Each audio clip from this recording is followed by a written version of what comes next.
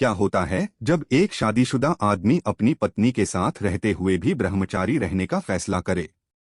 क्या एक शादी सिर्फ एक रिश्ते का नाम है, या फिर उसमें प्यार, भरोसा, समझ और एक दूसरे की जरूरतों को समझना भी जरूरी है? पति ब्रह्मचारी की कहानी इसी अनोखे और दिलचस्प रिश्ते के इर्द गिर्द घूमती है। इस कहानी के केंद्र में ईशा और सूरज हैं, जिनकी शादी एक आम शादी की तरह शुरू नहीं होती। दोनों की सोच, उम्मीदें और जिंदगी को देखने का नजरिया एक दूसरे से काफी अलग है।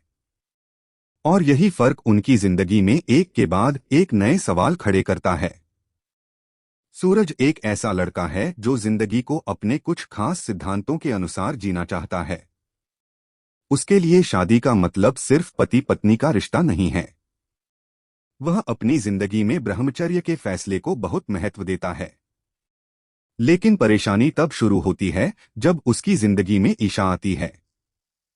ईशा एक समझदार लड़की है और अपने सपनों को लेकर काफी गंभीर है। वह चाहती है कि उसकी जिंदगी में एक ऐसा जीवन साथी हो जो उसका साथ दे, उसकी भावनाओं को समझे और मुश्किल समय में उसके साथ खड़ा रहे। लेकिन सूरज के साथ रिश्ता जुड़ने के बाद ईशा को पता चलता है कि उसकी शादी बिल्कुल वैसी नहीं होने वाली जैसी उसने सोची थी। सूरज के अपने सिद्धांत हैं और ईशा के अपने सपने। दोनों एक ही रिश्ते में हैं, लेकिन दोनों की मंजिल अलग नजर आती है।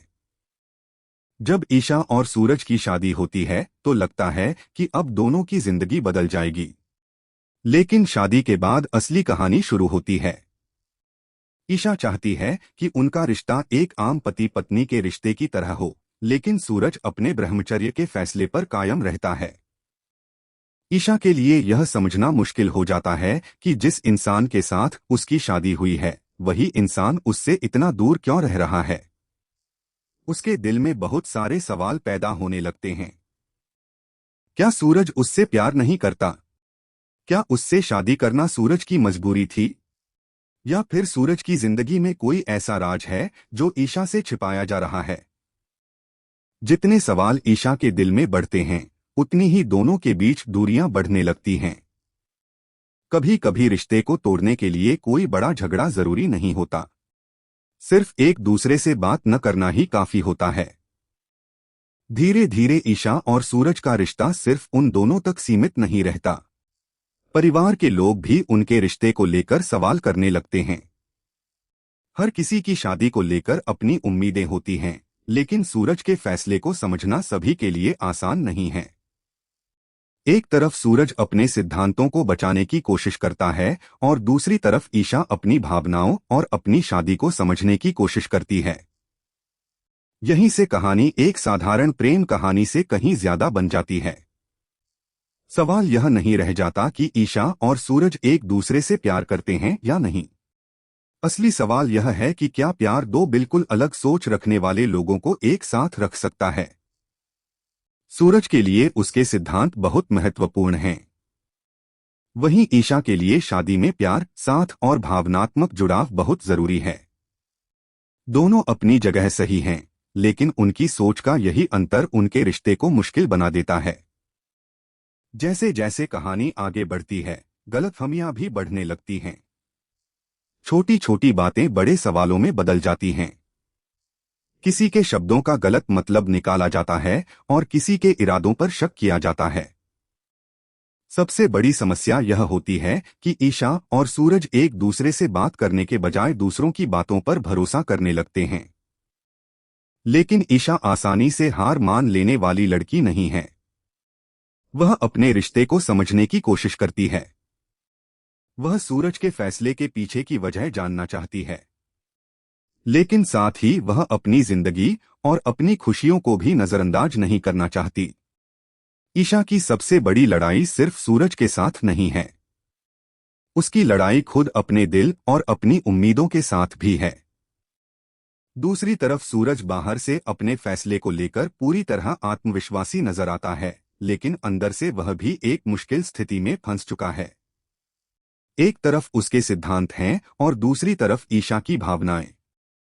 वह ईशा की भावनाओं को नजरअंदाज नहीं कर सकता, लेकिन अपने सिद्धांतों को छोड़ना भी उसके लिए आसान नहीं है।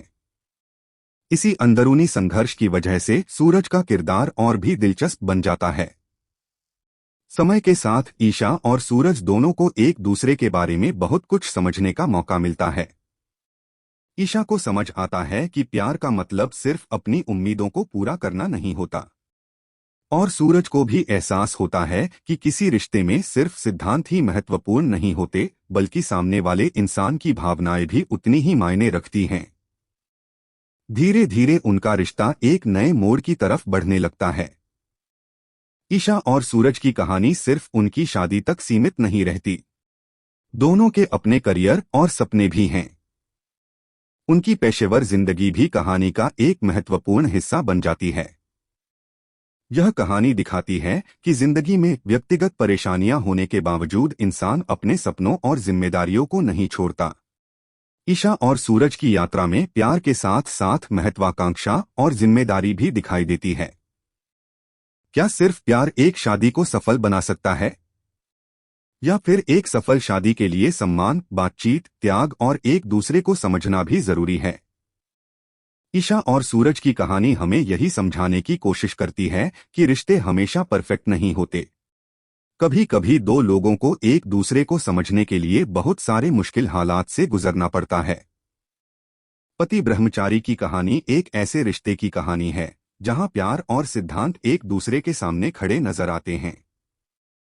ईशा अपनी भावनाओं और अपने अधिकार को समझना चाहती है, जबकि सूरज अपने सिद्धांतों पर कायम रहना चाहता है। लेकिन समय के साथ दोनों को एहसास होता है कि किसी भी रिश्ते को चलाने के लिए सिर्फ एक इंसान की सोच काफी नहीं होती। दोनों को एक दूसरे की भावनाओं और फैसलों को समझना पड़ता है। अब सबसे बड़ा सवाल यही है, इसी सवाल का जवाब इस पूरी कहानी को और भी दिलचस्प बना देता है।